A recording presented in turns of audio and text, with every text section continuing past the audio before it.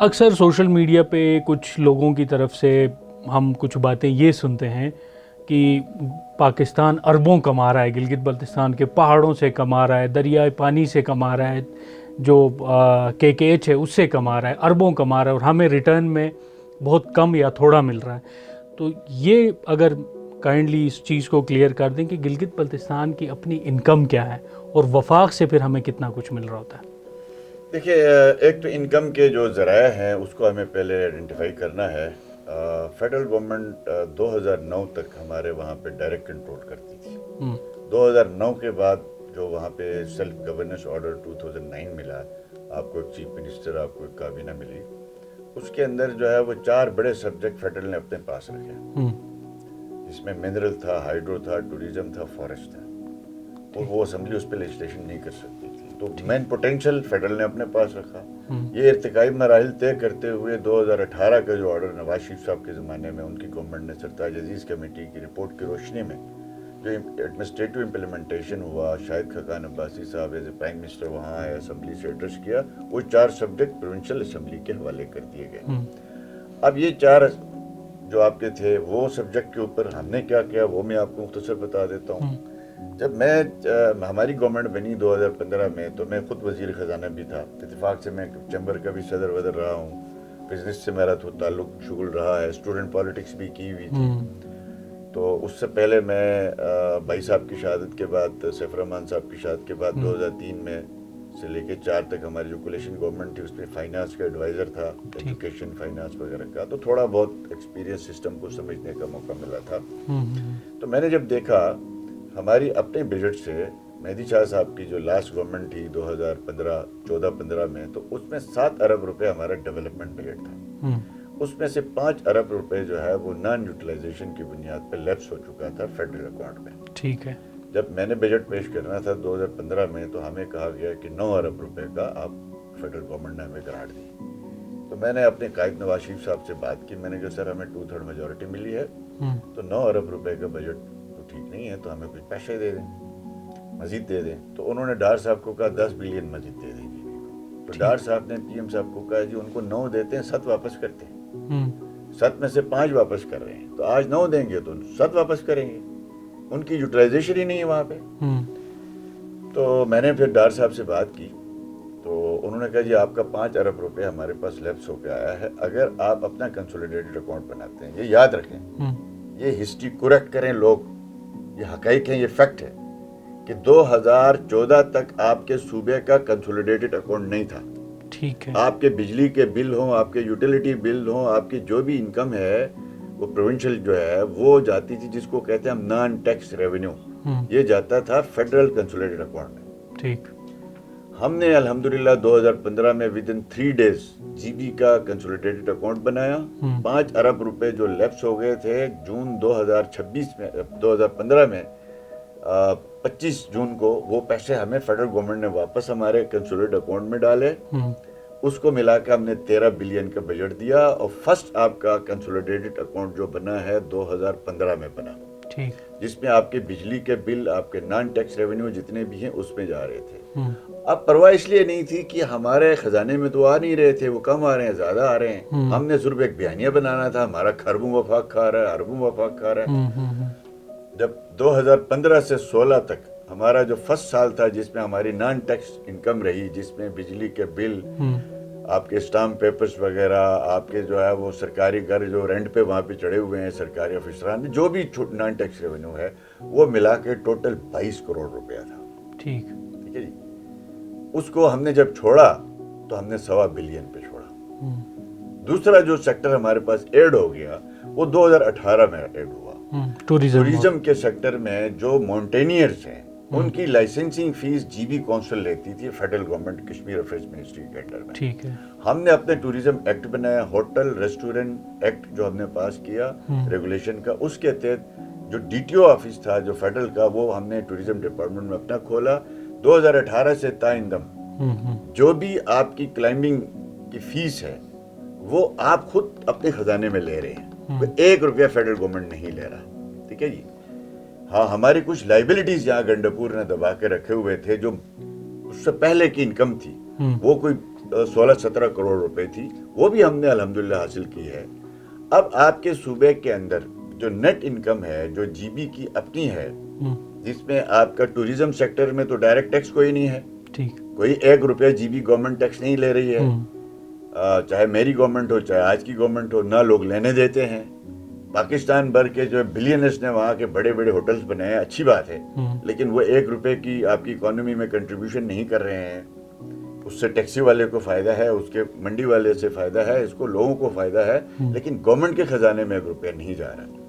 Still G B کی account میں اس وقت جو ہے وہ ٹوٹل میرے خیال میں جو ہم نے 1.5 ارب پہ چھوڑا تھا، کووڈ کی وجہ سے 2 سال ایکٹیویٹی نہیں ہوئی تھی، اس وقت میرے خیال کو 2 سے 2.5 بلین کی اپنی ریسیٹس ہیں، آپ کی اپنی انکم ہے۔ اب دوسرا وہ چھڑا جاتا ہے کہ ہمارے دریا بہہ رہے ہیں، ان کے پیسے نہیں دیے جا رہے ہیں۔ تو میرا چیلنج ہوتا ہے ہمیشہ سے، طالب علم میں کہتا ہوں کہ دنیا میں مجھے کوئی ملک کی مثال دے دیں جو بہتے دریاؤں کی وہ ریالٹی دیتا ہو۔ یہ تو سارے ہندوستان سے آ رہے ہیں نا، صحیح بات، تو پھر تو پہلے تو ان کو پیسے ملنے چاہیے۔ میرے ایک چچا ہوتے تھے غلاب شاہ صاحب، جنرل ضیاء الحق کے زمانے میں، جنرل ضیاء جب گلگت آیا تو انہوں نے ان کے ساتھ تلخی ہوئی، انہوں نے کہا کہ اگر آپ ہماری بات نہیں مانتے ہیں تو ہم دریا سندھ بند کر دیں گے۔ تو جنرل ضیاء صاحب بڑے بلند آدمی تھے، انہوں نے کہا کر دو بند، ٹھیک ہے نا۔ تو وہ محاورے استعمال کرنا آسان ہے، ایک نیشنلسٹ، سب نیشنلسٹ اور ایک کتابی بندہ محاورے استعمال کر سکتا ہے، ایک پریکٹیکل آدمی جو ہے جس نے پالیٹکس کرنی ہے، گورننس کرنی ہے، اس کو تو پورا سسٹم سمجھ ہوتا ہے۔ اب آپ کے جو ہے وہ جی بی کے جو ہے وہ فیڈرل گورنمنٹ ہمیں دے رہی ہے لگ بھگ 100 ارب روپیہ، جی بی کی اپنی ریسیٹس ہیں 2-2.5 ارب روپیہ۔ اگر اس میں گندم کی سبسڈی بھی شامل کرتے ہیں تو آپ کی بنتے ہیں 110 ارب روپیہ۔ اگر اس میں پی ایس ڈی پی کے منصوبے بھی شامل کر لیتے ہیں تو یہ بنتے ہیں 160 ارب روپے سالانہ فیڈرل گورنمنٹ انویسٹ کرتی ہے۔ میرا چیلنج ہے، میں ایک وفاقی پارٹی ہونے کے ناطے بات نہیں کر رہا ہوں، حق سچ کی بات کر رہا ہوں، لوگ اس کو پسند نہیں کرتے۔ میری عادت نہیں ہے یہ کہ لوگ جس بات کو پسند کرتے ہیں ہم وہی کریں، ہم حقائق سے پردہ اٹھائیں، حق ہی بتائیں، سچ ہی بتائیں۔ میرا یہ دعویٰ ہے کہ per capita investment G B کے اندر پر جتنی فیڈرل گورنمنٹ کر رہی ہے، اتنا پر کیپٹا انویسٹمنٹ کسی بھی صوبے میں کسی بھی فرد پہ نہیں ہو رہی ہے۔ اب آگے نائلی ہماری ہے، اب جی بی کے اندر اگر آپ گورننس اچھی نہیں کر رہے ہیں، آپ کو اختیار ملا تھا، آپ غریب کی حالت بہتر کرنے کے بجائے اپنے ممبران اسمبلی کی تنخواہیں بڑھانے میں بالکل، میں اب اسی پہ آ رہا ہوں، اسی پہ کہ آپ نے جیسے کہا کہ وفاقی حکومت نے 4 مختلف جو مائننگ اور دیگر چیزوں کی، ٹوریزم اور یہ ساری صوبائی حکومت کو دے دی، تو اب صوبائی حکومت اس میں قانون سازی کرنے یا منصوبہ بندی کرنے میں ناکام کیوں رہی؟ اور مراعات کا اگر ذکر کرے تو گزشتہ دنوں کشمیر میں بھی کشمیر اسمبلی اور حکومتی ممبران کے مراعات کو لے کے سوال اٹھا، گلگت بلتستان میں بھی یہ سوال اٹھ رہا ہے کہ حکومتی وزراء یا اسمبلی ممبران یا وزیر اعلیٰ کے مراعات، کیا مراعات ہیں وزیر اعلیٰ گلگت بلتستان کے، اسمبلی ممبران کے، کیا وہ فلی یوٹیلائز ہو رہے ہیں؟ کیا اسمبلی ممبران، کیا وزراء اپنا کردار ادا کر رہے ہیں؟ ممبران کی میرا دعویٰ ہے، ٹھیک ہے، اور اس کو کوئی ممبر اسمبلی آ کے جھٹلائے، انکلوڈنگ بیوروکریٹس، گلگت بلتستان میں جو بیوروکریٹس ہیں اور جو اسمبلی ممبران ہیں یا ایگزیکٹو میں بیٹھے ہوئے لوگ ہیں، وہ پاکستان تو کیا انڈیا سب کانٹیننٹ میں سب سے زیادہ مراد لے رہے ہیں۔ ٹھیک، اب مجھے یہ بتائیں کہ آپ کا امیر ترین صوبہ پنجاب ہے، اس کا 2.5 لاکھ تنخواہ ہے چیف منسٹر کی، آپ مانگ تانگ کے کھانے والے ہیں، اب اس میں وفاق کا کیا قصور ہے؟ آپ نے اپنی تنخواہ 7.5 لاکھ کر دی، آپ نے ممبران کی تنخواہ نیشنل اسمبلی میں 1.5 لاکھ ہے، آپ نے اپنے ممبران کی تنخواہیں جو ہے 5-5, 6-6 لاکھ کر دی، آپ کے جو ہے فیڈرل وزراء کی تنخواہیں جو ہے وہ 2.5 لاکھ روپے ہیں، آپ نے اپنی وزراء کی تنخواہیں جو 6.5 لاکھ کر دی۔ اس میں تو آپ کے پاس پورا اختیار تھا، اور جب ڈیلیوری کی بات آتی ہے، غریب کی بات آتی ہے، وہ کہتے ہیں جی وفاق پیسے نہیں دیتا، اور 2-2 کروڑ روپے ان حضرات نے جو بیک ڈیٹ سے جس دن حلف لیا نا، ایریئر وصول کیا خزانے سے، 67 کروڑ روپے ایک دن میں ڈرا کیے انہوں نے، اور آپ نے 3 گاڑیاں رکھی ہوئی ہیں، کیوں نہیں مونیٹائزیشن پالیسی لائی جاتی ہے؟ ہمارے دور میں ایک وزیر کو ایک گاڑی تھی، ایک سیکٹری کو ایک گاڑی تھی، اور جو ہمارے پاکستان کا جو فیڈرل کا جو وہیکل ایکٹ ہے اسلام آباد کا، وہ ہم نے گلگت بلتستان میں نافذ کیا تھا، یعنی ایک افیسر اس گریڈ کا ہے تو اس گریڈ کے حساب سے اس کو گاڑی ملے گی۔ آج آپ نے وہ وہیکل آرڈیننس اڑا دیا جی بی سے. من پسند لوگوں کو جو ہے آپ 3-3 4-4 گاڑیاں دے رہے ہیں, اور آپ کے کوآرڈینیٹرز تک کو گاڑیاں ہیں سرکاری. 33 رکنی کابینہ اسمبلی ہے, 54 رکنی کابینہ ہو, تو گلہ وفاق سے بنتا ہے. وفاق نے آپ کو کہاں پہ آپ کو کمی چھوڑا ہے؟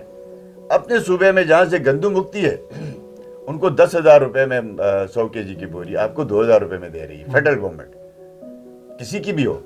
تو ہمیں یہ یاد رکھنا چاہیے کہ جی بی میں یہ جو اس وقت حکومت بنی ہے وہ تسلسل ہے پی ٹی آئی کی اس گورنمنٹ کا.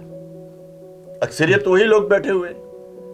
کل کوئی وزیر تھا بجلی کا تو آج بھی وزیر بجلی کا, کل وہ ہوم منسٹر بنا ہوا تھا تو آج بھی وہی ہوم منسٹر ہے, کل لوکل گورنمنٹ کا وزیر تھا تو آج بھی ہے. اچھا, اس میں یہ ہے کہ آپ کی بھی نون لیگ کی بھی نمائندگی ہے آج کی جو گورنمنٹ میں.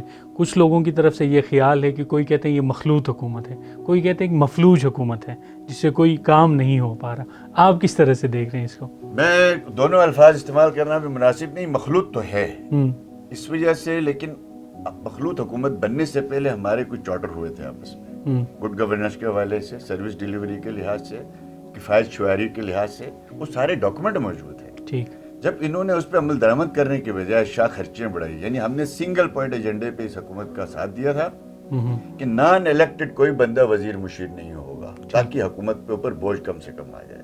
ہمارا چھوٹا سا علاقہ ہے, ایک سبزی والے سے ریٹ پوچھنے کے لیے آپ چلے جاتے ہیں, وہاں پہ آپ 2 کروڑ کے ویگو ڈالے میں بیٹھ کے جاتے ہیں, اس کے 4 گن مین نیچے اترتے ہیں, پوچھتے ہیں آلو کا ریٹ, تو آگے لوگ تماشا بناتے ہیں. یہ جی بی کے اندر جو ہمارا مراتی یافتہ طبقہ ہے, چاہے وہ بیوروکریسی ہے, چاہے وہ ہمارا جو ہے وہ پولیٹیکل ایلیٹ ہے, انہوں نے گلگت بلتستان کی بیڈ گورننس کی وجہ سے گالیاں وفاق کو کھانی پڑ رہی ہیں. آج جی بی میں لینڈ ریفارم نہیں ہو رہے. ہم نے کوشش کی, لوگوں کو سڑکوں پہ لایا گیا. آج ہیلتھ ریفارم کے پیچھے ہم نے کوشش کی, یعنی ہم نے ہیلتھ لائف انشورنس, آپ حیران ہوں گے, آپ کا 15 لاکھ ٹورسٹ جی بی میں جا رہا ہے, 15 روپے خزانے میں نہیں جا رہے. وہ 15 لاکھ ٹورسٹ جی بی کے ہاسپٹل سے فری علاج کراتے ہیں. ان کا ایکسیڈنٹ ہو جاتا ہے تو آپ نے ان کو فری میں ان کو گھروں میں پہنچانا ہے. ہوتا ہے دنیا میں کہیں ایسا؟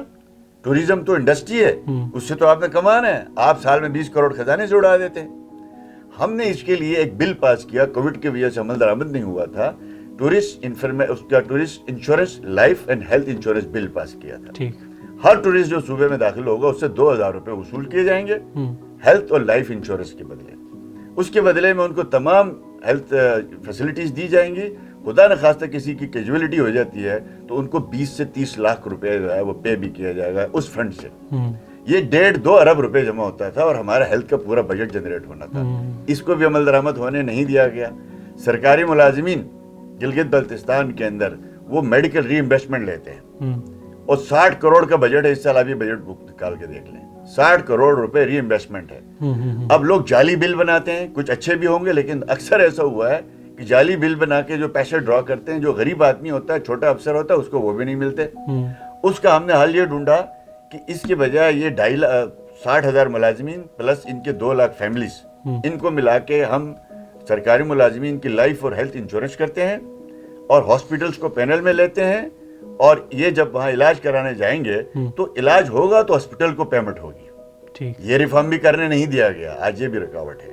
جو گلگت بلتستان کی زمینیں جس پہ بہت شور و غول اٹھتا ہے, ہم نے یہ پرپوزل دیا تھا, وسیع تر 2 سالہ محنت کی تھی. لینڈ ریفارم جو ہے وہ گلگت بلتستان کا, اس میں یہی تھا. آپ آج زمینوں کا فیصلہ کرنا فیڈرل گورنمنٹ کا کام نہیں ہے جی بی میں, یہ یاد رکھیں.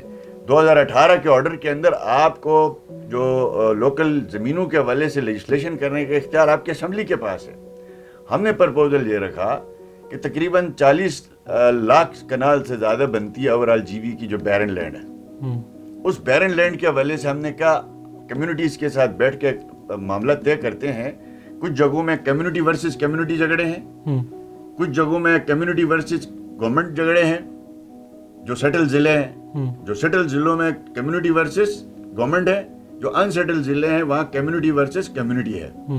ہم نے کہا اس کا حل اس طرح ڈھونڈتے ہیں کہ ٹوٹل جو بھی بنجر زمین ہے, ان زمینوں کا 80% جن کے گھاس چرائی کے یا شاملات کے حقوق ہیں, ان کو مالکانہ حقوق میں برابری کی بنیاد پہ تقسیم کرتے ہیں. جس کسی نے 100 کنال قبضہ کیا اس سے اٹھاتے ہیں. وہاں غریب کا اور امیر کے چولہے کے بنیاد پہ زمین تقسیم کرتے ہیں, اور 20% زمین جو ہے وہ گورنمنٹ کے پاس رہے گی. اس سے سوشل اکنامک آپ نے فٹ بال اسٹیڈیم بنانا ہے, آپ نے اسکول بنانا ہے, یونیورسٹی بنانا ہے, کالج بنانا ہے, جو بھی سوشل سیکٹر پہ کام کر رہے ہیں پبلک کے لیے, اس میں آپ وہ 20% زمین پہ کریں گے. ہمیں کرنے نہیں دیا گیا. آج سب سے بڑا ایشو وہی بنا ہوا ہے جی بی میں. لوگ کہتے ہیں ہماری زمین ہماری زمین. سرکار جب قانون سازی کرے گی تو آپ کی زمین ہوگی نا جی, وہ ہمیں کرنے نہیں دیا گیا. اب میں سمجھتا ہوں کہ یہ کرنے کے کام تھے جو گڈ گورننس ہے, سروس ڈیلیوری ہے, انصاف ملتا. اچھا, آپ نے ذکر کیا اسمبلی ممبران کے مراعات کا اور بیوروکریٹس کی جو ہے مراعات کا. اب سوال یہ ہے کہ کچھ لوگوں کی طرف سے یہ بیانیہ بنانے کی کوشش کی جا رہی ہے کہ گلگت بلتستان کے اندر جو بیوروکریسی ہے اس کے اندر جو تعیناتیاں ہیں اس میں نان لوکلز کو یا پنجاب سے لا کے بندے تعینات کیے جا رہے ہیں اور اپنے لوکل بندوں کو اہمیت نہیں دی جا رہی. تو یہ ریشیو کیا ہے لوکل اور نان لوکل کا بیوروکریسی کے اندر؟ کیا گلگت بلتستان کے لوگ بھی گلگت بلتستان سے باہر ان کی پوسٹنگ ہوتی ہے, وہ اپنی ذمہ داریاں دیتے ہیں؟ جی دیکھیں, یہ بڑا اچھا سوال ہے آپ کا, چونکہ یوتھ کو ڈس انفارمیشن کے ذریعے ریاست کے خلاف, فیڈریشن کے خلاف اکسانے کے لیے یہ باتیں کی جاتی ہیں. حقائق بتایا جائے تو لوگ اس کو کہتے ہیں, گالیاں دیتے ہیں. کوئی بات نہیں, حق سچ پہ بات کرنی چاہیے. 2009 سے یہ جی بی ایک ایڈمنسٹریٹو پروونس بنا. ٹھیک ہے. اس ایڈمنسٹریٹو پروونس کے اندر یہ تھا کہ 60 ڈی سیز جو ہے 18 کے فیڈرل سے ڈی ایم جی افسر آتے تھے, 40 ہمارا تھا. ٹھیک ہے. اور جو آپ کا 19 اسکیل تھا, سیکٹری اس وقت 19 اسکیل کا ہوتا تھا, اس کے اندر جو ہے وہ 20% جی بی کا ہوتا تھا, 80% یہاں سے ہوتا تھا. ٹھیک ہے. ڈی ایم جی افسران. تو ہم نے 2018 آرڈر کے اندر یہ امینڈ کیا. جو 17 اسکیل تھا اس کا ہم نے ٹوٹل 15% جی ایم جی کا کوٹا ہے, باقی 85% آپ کے لوکل ہے. ٹھیک ہے. O M S D M S group جس کو کہتے ہیں, 3 گروپ ہے نا جی, ایک او ایم ایس ہے, ایک ڈی ایم ایس ہے, ایک ڈی ایم جی ہے. ڈی ایم جی فیڈرل ہے, او ایم ایس اور ڈی ایم ایس آپ کے لوکل ہے. اس کے بعد ہم نے 2018 میں آ کے جو 18 اسکیل تھا اس کو 40-60 کیا. ٹھیک ہے. یعنی اس کو ریورس کر دیا. اس وقت آپ کے 10 ضلع ہیں نا جی, 10 ضلعوں میں سے 4 ضلعوں میں D C D M G کے ہیں, 6 ضلعوں میں آپ کے لوکل سروس کے لوگ موجود ہیں. آپ کے جو سیکریٹریز ہیں اگر 20 ہیں تو اس میں سے جو ہے وہ 6 آپ کے فیڈرل کے ہیں, 12 جو ہے وہ آپ کے پروونشل کے ہیں. اور یہ ایک فارمولا بنا. اب ساتھ کہتے ہیں ایج کے اسٹیٹ ہے, میں بھی گنتی کرتا ہوں. آزاد کشمیر میں چیف سیکرٹری فیڈرل بیچتا ہے, کے پی میں فیڈرل بیچتا ہے, پنجاب میں فیڈرل بیچتا ہے I G chief secretary. Azad Kashmir میں chief secretary, I G, home secretary plus secretary health plus secretary finance, یہ مینڈیٹری ہے. جبکہ گلگت بلتستان کا لوکل بیٹا جو ہے وہ ہوم سیکرٹری بھی رہا ہے. ٹھیک ہے. گلگت بلتستان کا لوکل بیٹا جو ہے وہ آپ کا ایڈیشنل چیف سیکرٹری بھی رہا ہے. گلگت بلتستان کا لوکل جو ہے وہ فائنانس سیکرٹری بھی کچھ عرصہ رہا ہے. ہمارے ہاں یہ ایک آزاد کشمیر کی اسٹیٹ ڈیل ہے, ہماری جو ہے وہ ایڈمنسٹریٹو پروونس کی ڈیل ہے. ٹھیک. اب آئے جی, ہم نے اپنے 2018 میں کیا کیا, ہم نے یہ کہا کہ ہمارے لوگ 20 تک نہیں جا سکتے, 21 تک نہیں جا سکتے. سب سے پہلے 19 اسکیل کے سیکرٹریز کی پوسٹوں کو ہم نے اپ گریڈ کیا, 20 پہ لے کے آئے. اس وقت آپ کے جو ہے سیکرٹریز کی پوسٹ 20 پہ ہے. 20 سے آگے نہیں جا سکتے تھے جی بی میں. ہمارے چیف سیکرٹری 21 کا ہے. تو اس کے لیے ہم نے فیڈرل گورنمنٹ کے ساتھ اسٹیبلشمنٹ ڈویژن کے ساتھ بات چیت کی. اس کے نتیجے میں آج آپ کے فیڈرل سروسز میں کوٹا ہے آپ کے جی بی سروس کے لوگوں کا, وہ ایگزام دیتے ہیں. ابھی تک ہمارے 3 سیکرٹریز فیڈرل سروس آ چکے ہیں, جہاں سے پھر ڈیپوٹیشن پہ وہاں آئے ہوئے ہیں, فیڈرل کے کوٹے پہ آئے ہوئے ہیں. ٹھیک ہے. ہمارے پولیس سروس کے اس وقت 3 آفیسر جو ہے وہ فیڈرل پولیس کو جوائن کر چکے ہیں, گریڈ 19 کے 20 کی پوسٹیں ہولڈ کرتے ہیں. ان میں سے 1-2 واپس جی بی میں فیڈرل کوٹے سے واپس آئے ہوئے. ٹھیک ہے. اسی طریقے سے دیکھیں, ہم یہ بات کریں گے تو ہمارے لوگ اس وقت آپ کا فارن آفس کا جو اسپیشل سیکرٹری کون ہے, جی بی کا. اس وقت 3 ملکوں میں ایمبیسڈر کہاں کے ہیں, گلگت بلتستان کے. اس وقت آپ کے پنجاب کے 3 ضلعوں میں ایس پی, 3 ضلعوں میں بڑے ضلعوں میں 25-25 لاکھ آبادی والے ضلعوں میں ایس پی گلگت بلتستان کے ہیں. صرف فیڈرل ٹیریٹری کے اندر اسلام آباد کے اندر ادھر اس وقت فیڈرل جو انسٹیٹیوشن ہے اس میں تقریباً 1,500 بندہ ہے, جو گریڈ 21 میں بھی ہے جی بی کا. وہ انہوں نے فیڈرل سروسز کے ذریعے انہوں نے جوائن کیا, ان کو کون روکتا ہے. ٹھیک ہے. اب گلگت بلتستان کے لوکل سروسز جو ہے نا, O M S D M S میں کوئی نان ڈومیسائل والا وہاں پرماننٹ جاب پہ نہیں آ سکتا.